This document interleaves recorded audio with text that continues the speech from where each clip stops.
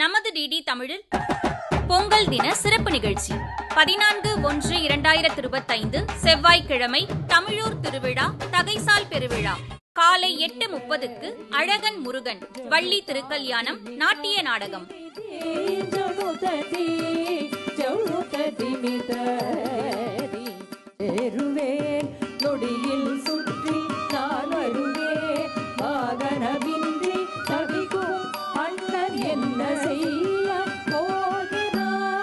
மானை தேடி வந்தேன், கண்ணில் மயிலை தேடி வந்தேன், அவ்வழகில் மங்கையை நாடி வந்தேன்.